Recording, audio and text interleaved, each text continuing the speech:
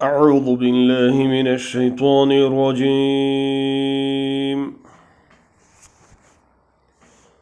بسم الله الرحمن الرحيم.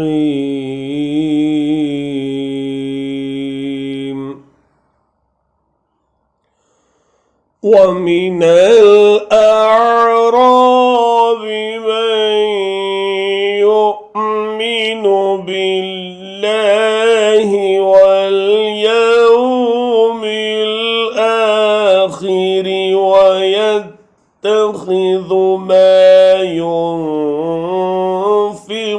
قربات عند الله وصلوات الرسول.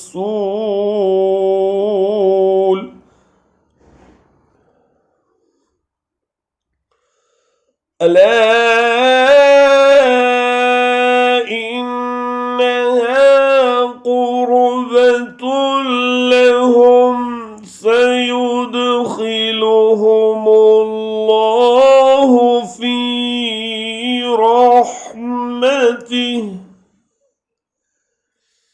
إن الله غفور رحيم.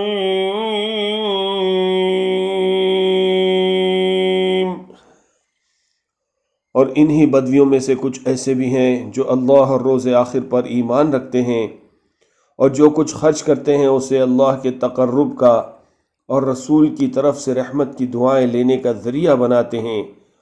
हाँ, वो ज़रूर उनके लिए तक़र्रुब का ज़रिया है और अल्लाह ज़रूर उनको अपनी रहमत में दाखिल करेगा।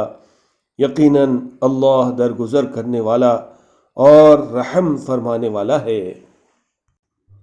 But among the Bedouins are some who believe in Allah and the last day and consider what they spend as means of nearness to Allah and of obtaining invocations of the Messenger. Unquestionably, it is a means of nearness for them. Allah will admit them to His mercy. Indeed, Allah is forgiving and merciful.